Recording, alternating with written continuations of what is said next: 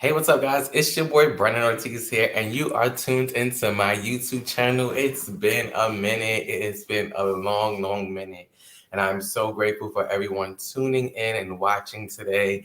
It's 3 p.m., and you already know Hey, what's up, guys? It's your boy Brenden It Ortiz is here, and going you are to tuned be into an my YouTube amazing channel. show. It's been a minute.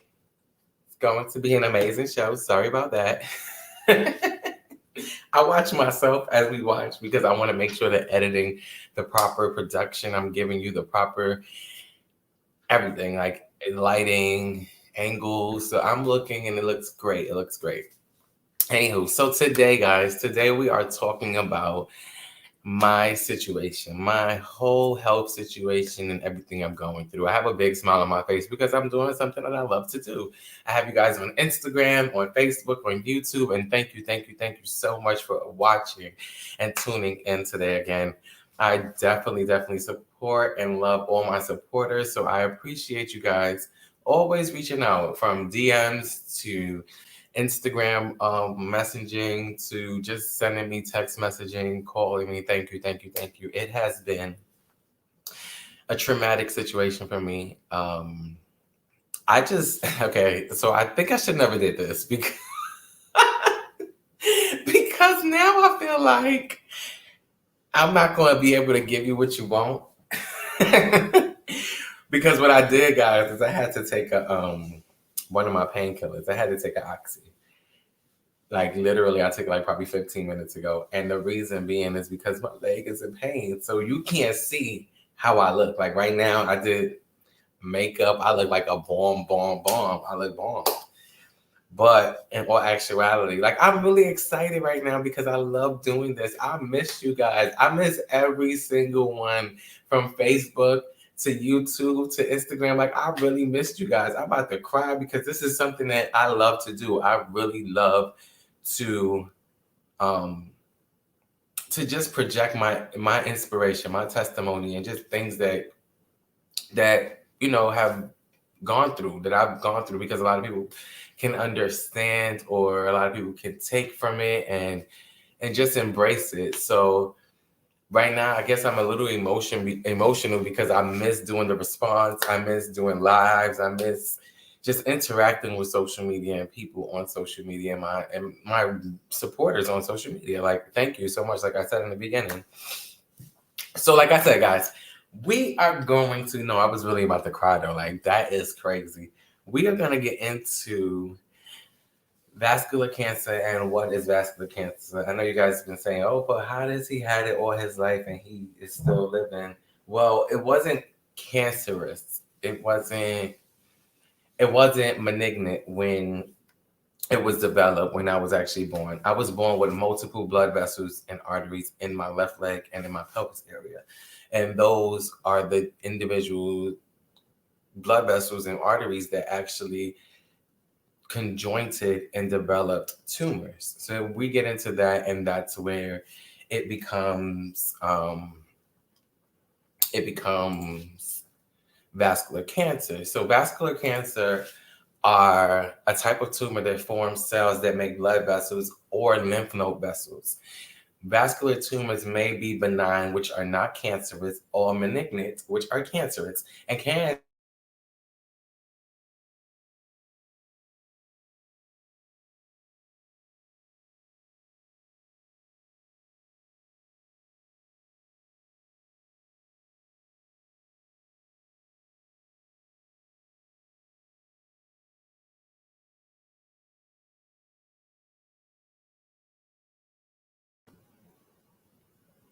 Okay, so we're back.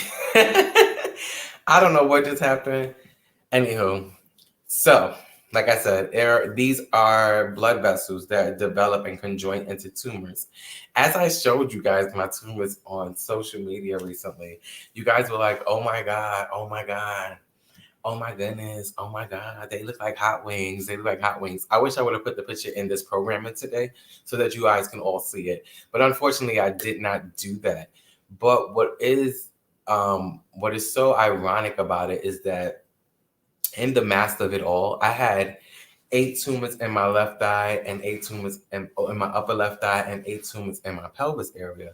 So within the moments of finding out on June 4th, mind you, I've battled this all my life. I actively, and I say actively battled this because I didn't start going seeing doctors and things of that nature until 2012. No, 2011, when I found out that I was HIV positive. My doctor did a whole, my PCP did a whole checkup or whatever. And I brought to her attention that my leg was the situation at hand that needed to be restored or just needed to be attended to. So she sent me over to a specialist. The specialist is my current doctor now, who deals with all vascular issues in regards to vascular tumors, vascular cancers, vascular surgeries. He's a vascular specialist. And the ironic thing about it all is that this surgery or this disease or condition is actually of someone of an older age, someone over 60. And he always says that. He's like, you're my youngest patient. I am his youngest patient. I've been his youngest patient since 2022. Since 2012 or 2011. So we've been battling this for years. I actively battled it since 2017 because I needed to make sure that my health was 100%. With that being said, I needed to attend to this. So he told me a surgery needed to be done. At the time, I was living in North Carolina. I came back to North Carolina to Brooklyn. And then we started doing this, the precautions, the treatments, because at that time, all I needed was radiation. And we did radiation. We did radiation or whatever. And then that was it. The tumor shrunk. Mind you, it was only 2 tumors at that time.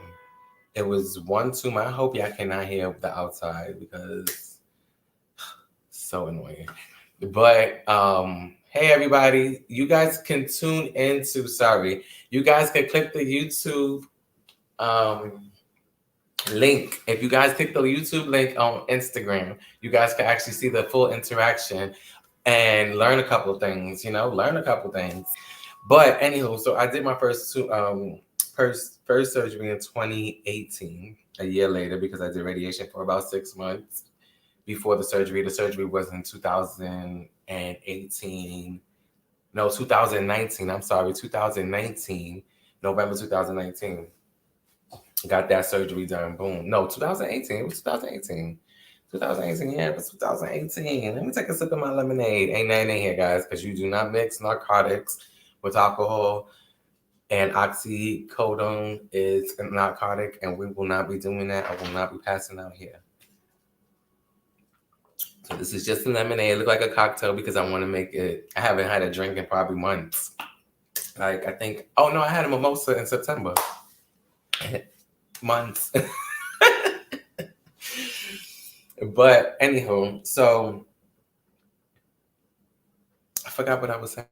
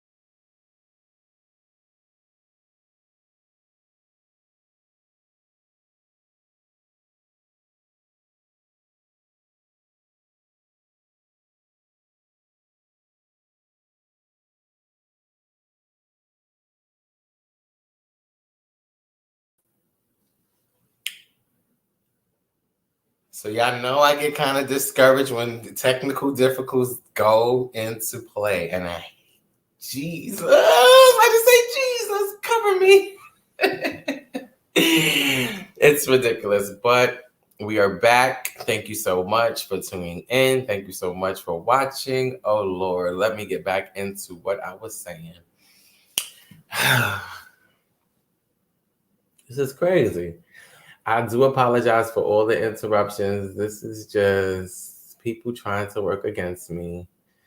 And it's okay, you know. In all actuality, it is okie dokie.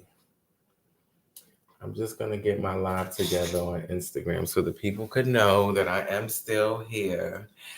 Guys, I am still live on YouTube if you want to continue to watch and get interacted with the questionnaire, because there is a Q&A. That's the whole point of this.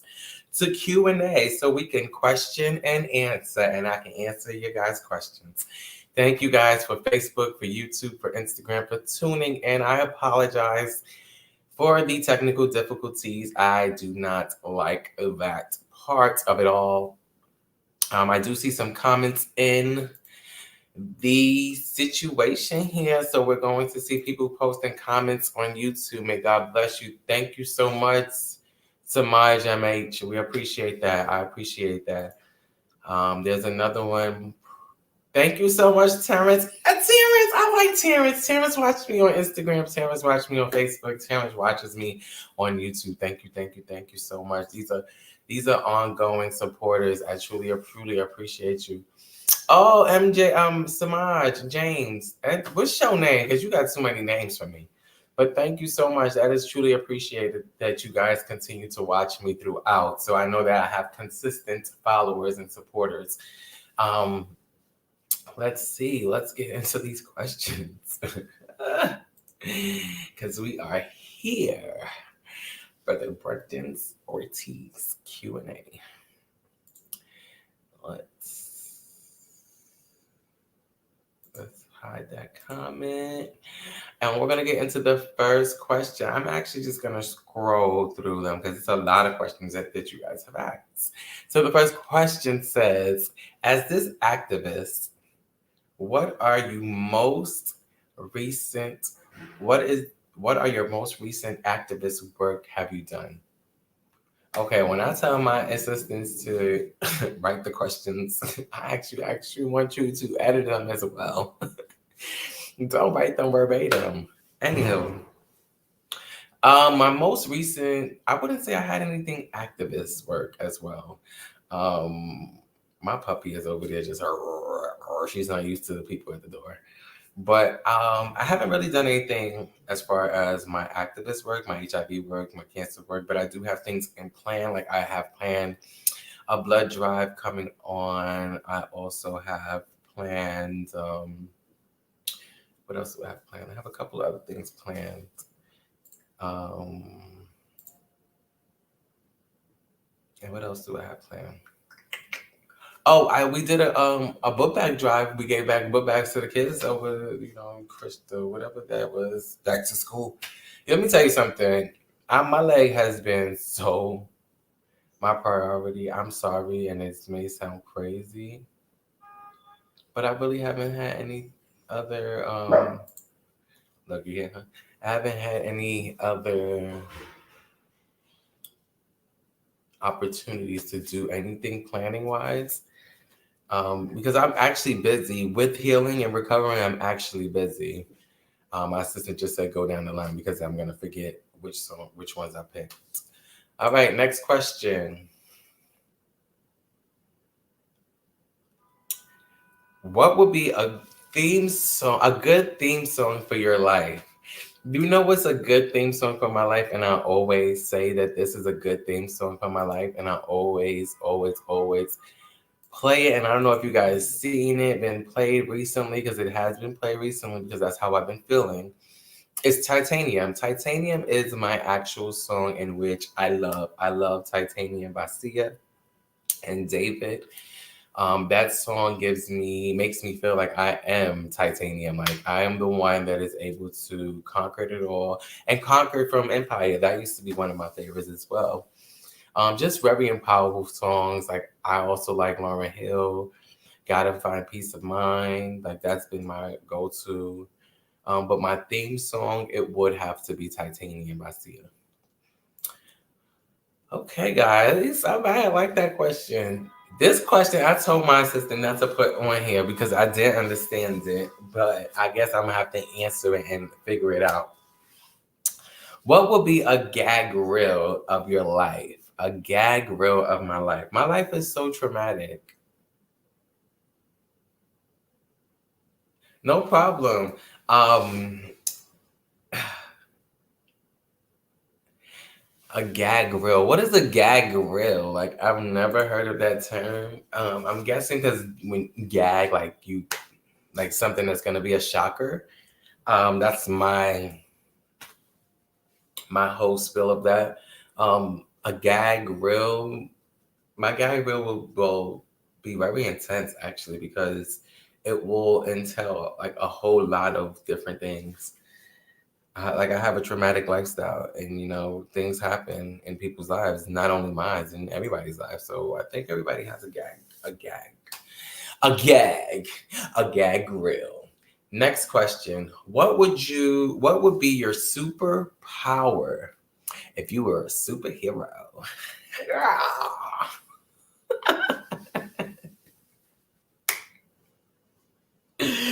You guys, where are you coming up with these questions? It's supposed to be about me and my surgery and all of that.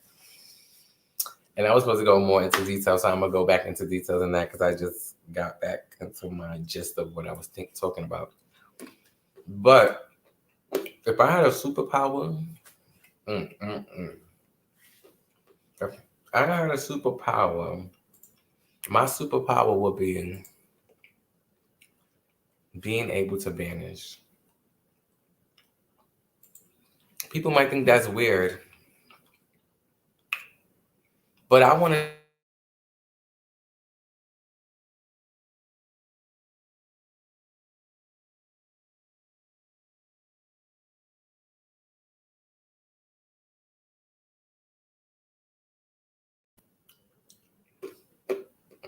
I just want to go away. Nah, I think I need like a vacation or something jitty.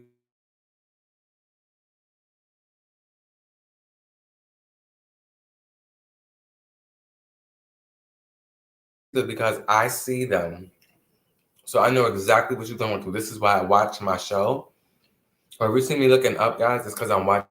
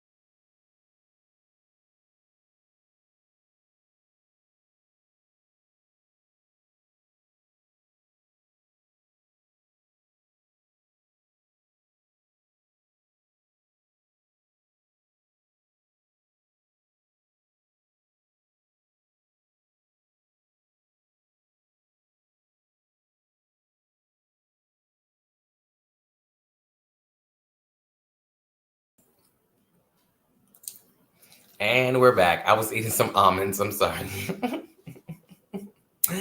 The next question is, what is your best reasoning for disclosing so much of your life? So I disclose a lot of my life because I feel people are in need of real reality. Um, and I don't disclose so much as to where I don't have much for myself. I disclose as much as I would like to disclose, as much as I feel is informative, as much as I feel is can be added on to my testimony that's already public. Um, I don't project too much of me. I project enough to give you guys inspiration. I project enough that I feel that if I vocalize it, it becomes therapeutic for self. Because that was the whole purpose of me writing my book, The Pretty Boy with the House in Virginia. It was therapeutic for me. It wasn't to collect a coin. It wasn't to collect stardom. It wasn't to collect fame. It wasn't for any of those matters. It was literally for myself to collect self. It was for me to see who I am transparently as I read how I depict myself. You understand? So, for anybody who can say that projecting life or restraining from life or restraining self is a form of fakeness, no, it's a form of transparency. It's a form of living in your truth. And I'm going to live in my truth regardless of who or what sees who or what sees in me. And on that note, we're going to go to the next question. And the next question is, why do you feel you always have to put yourself out there? Oh my goodness. I just answered that. I'm not answering that again. I'm not answering that. Y'all need to come with some new questions. If you got comments, put the comments in the comment section. We are reading comments from YouTube. We are reading comments from Instagram. We are reading comments from Instagram, YouTube, and Facebook. So throw them out. These questions came from Instagram. I posted something yesterday, and I got all these questions. So we already went down on the activist question. Now they have a question. This is kind of deep, or it's long. At 22, you stated you published a book called House in Virginia. Why did you want to disclose your status at a young age? Okay, that's that. Like I stated, and I say this very respectfully. I decided to disclose the information of my status in regards to my dog always want to bark. I decided to disclose my status in regards to me writing. First of all, The Pretty Boy with the House in Virginia was not planned.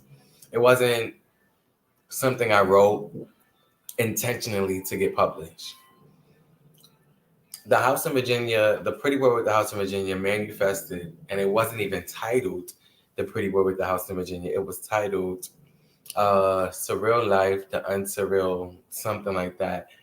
It was in that manifestation of how I was, because I wanted to project my life in its entirety, not project my life with a focus lens on HIV. That was never my intention. When you become signed to someone in the industry who is managing and publicizing your lifestyle and marketing your brand and having to market something in a light in which will sell, because that's a business-minded person, and your perspective is just like, I'm there to make my coin, but at the same time, I wanted to project my story because that's what I've always felt like I was necessarily here to do, was to project my story. So it just took a while for me to actually sit back and think, because at 22, it wasn't at 32 in 50 days. It wasn't something that I felt my 22 self should have done, to be transparent. To be transparent. We're going to move on to the next question. Do you regret any of your decisions? Were any of them impulsive? If you know Brenden, you know all his decisions are impulsive. All his, anything he does is very impulsive. And I'm learning as I get older to not be so impulsive, but to be more vocal. Very vocal now. And I just always want people to understand that vocalizing is not for everyone. Everyone will not accept. Everybody will not understand. Vocalizing is for self. Vocalizing is understanding of self. Vocalizing is being able to express who self is, what self does. So any decision I made in vocalizing, I don't regret. Any decision I made to stay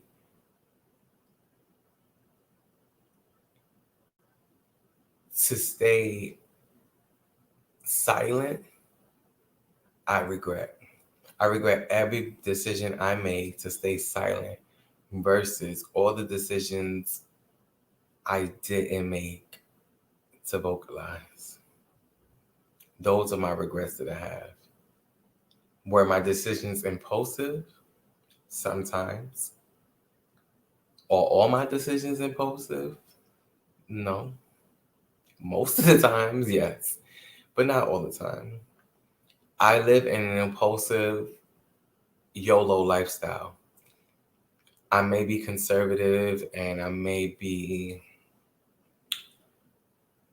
carry myself in a certain way, but I live in an impulsive lifestyle because I know that we're not always here. Tomorrow could be my last tomorrow. You know, today could be my last today. You never know. Anywho, next question. What? Were your parents strict? Collectively, never had them. Well, not never.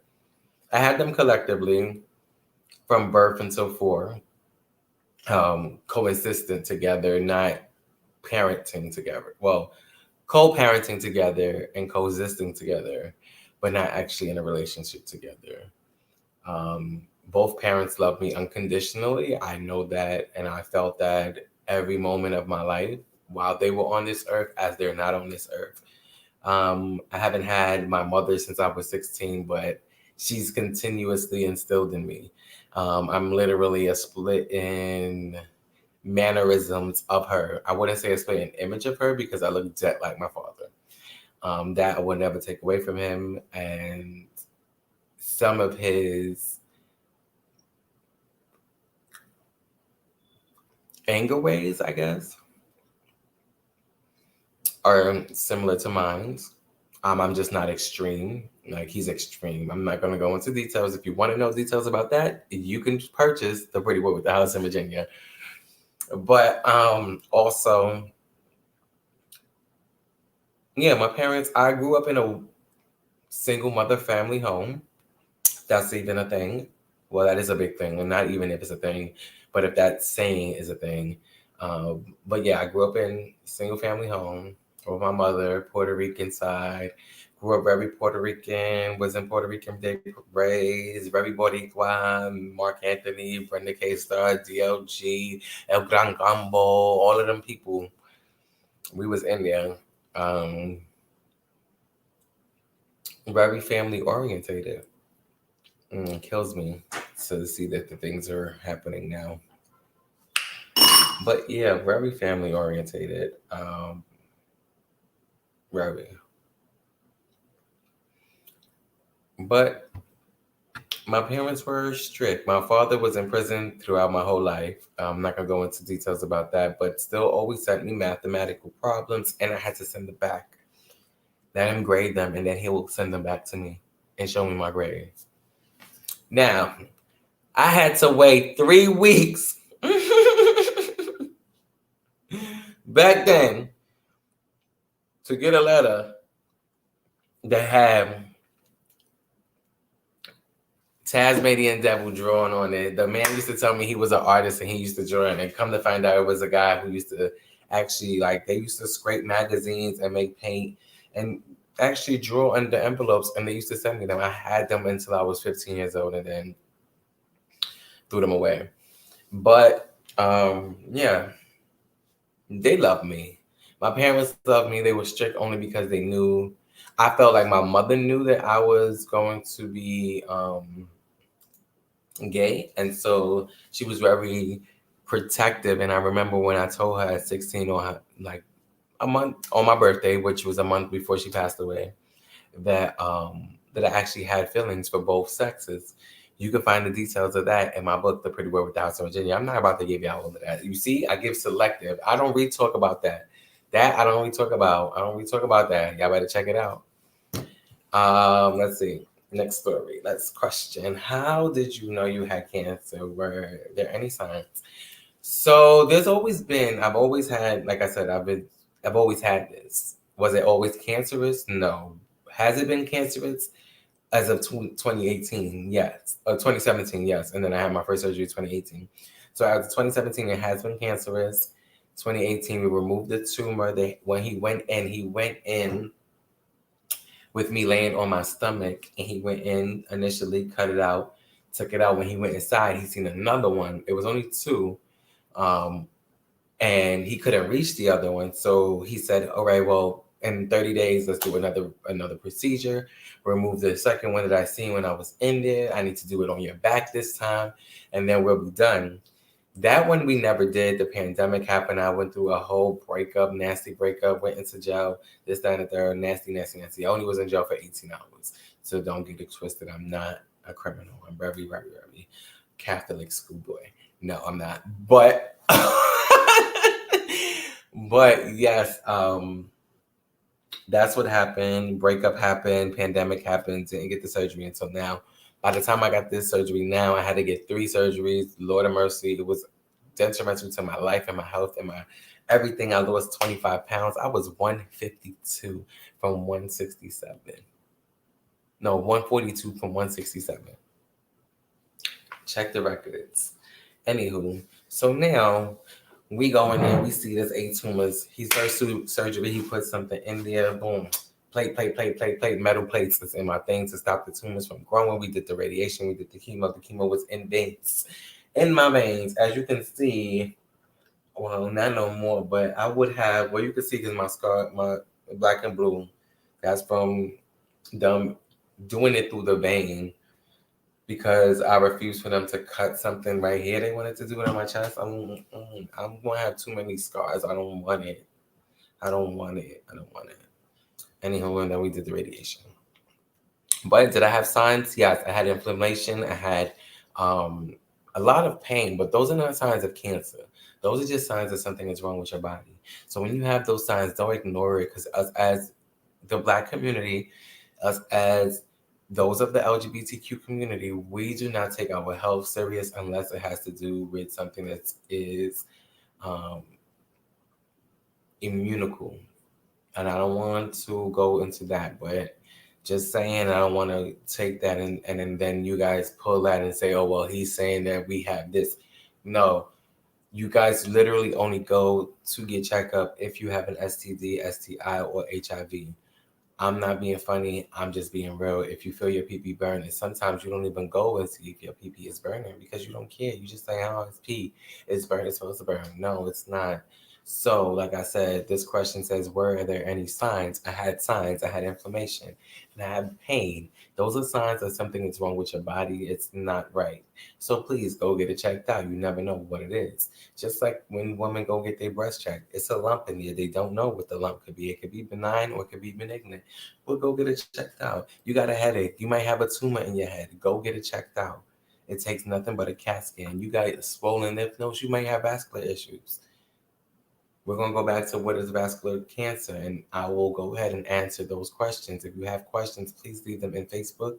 Please leave them in the comments on YouTube. Please leave them on Instagram, guys. Next question. Do you know who you contracted the virus from? Well, through HIPAA laws, I'm definitely not going to give you his first, last name, and social security number, but I damn sure know who I got it from. And I wouldn't say I know who exactly I got it from because of the incident that happened. It was, that is something I still haven't really disclosed to anybody. So I don't really want to discuss it, but I do know of the individuals. So there's two more questions. And before we get into the two last questions, actually, before we get into the two last questions, we're going to get into this one last question, and then we'll get into the last question. And before that, I'm getting into pain. That's what I'm getting into. Next question says, you stated that you battled cancer all your life. Is that true? Have you always been diagnosed with cancer? So I haven't been diagnosed always with cancer. I've only been diagnosed in 2017, and that was September 2017. Can't remember the date. I could definitely remember the date this time because it was recent. But yeah, that date then, and also on June 4th of 2021 is when I was diagnosed with vascular cancer. My mole that I had on my left leg that I've always had for all my life was tested twice. The first time it was tested was June 2nd. That test came back rapidly, which was amazing. And my doctor was even shocked that it came back. It normally takes a week for those tests to come back. But it came back malignant. And then on the 4th, I definitely started treatment on the 4th. That is actually still healing. As I put the vasodilation cream, the scab is starting to fall off. I will be able to show you guys if you guys want to see it. If you guys want to see it, please say yes, yes, yes in the comments. If you want to see the scar of my of my biopsy, I had two. You can see one of the scars is falling off from June, and the other one is probably going to fall off in a couple of months.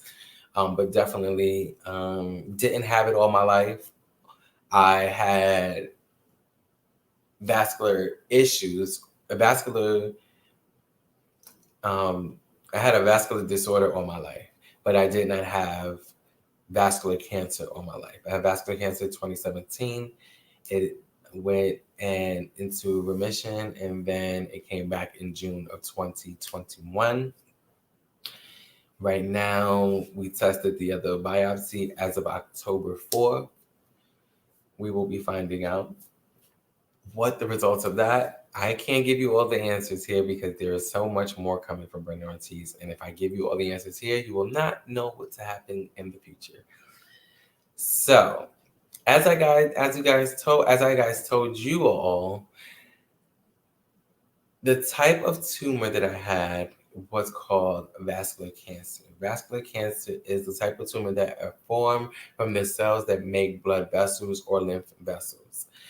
Vascular tumors may be benign, not cancerous, or malignant, which are cancerous, and can occur anywhere in your body. With that being said, guys, I want you all to be checked. If you have moles without their surfaces, because you can see moles, those are signs of having cancer cells or any type of issues. If you start seeing outgrown moles, I'm going to show you what mine look like. And you can't really see it as much, but I will go ahead and let you guys see it. It's going to take me a minute. I'm going to stand up. I will be pulling down my pants, locating this. Okay, guys, you see this? So that was the biopsy. This biopsy was done in June. This one was done in October. These were moles that were with me forever. They're actually healed. I have a lot of pain, but in the process of it all, I am healed. I'm learning how to walk again. And I am so grateful for everyone who has watched today's live to be informative and understanding. of anything that is going on. I am always going to be very transparent and outspoken. May not understand, may understand, but I hope that you are grateful and you take from what you understand. So tonight, there is one last question from someone on YouTube, and it says, what are some encouraging words you have for your people?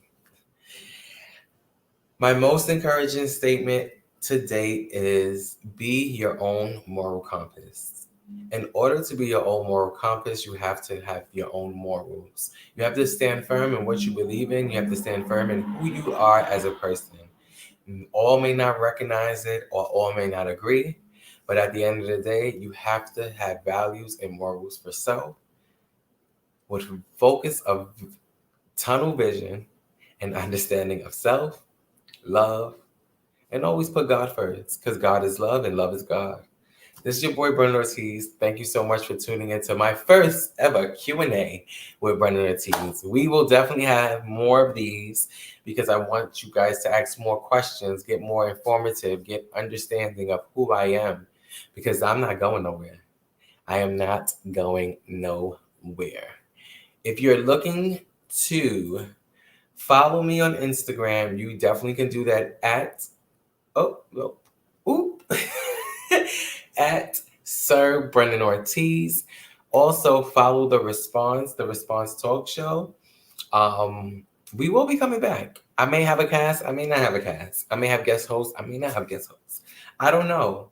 We don't know. We just know that today is today, and yesterday was always greater than yesterday. But today is today, and today is greater. So have a blessed day, and remember to always shoot for the stars or shoot for the moon. I always fuck up that line. That was supposed to be my signature at the end every time. And always remember to shoot for the moon. Anywho, guys, it was such a blessing to have you guys. Thank you so much for tuning in. And that is the end of us.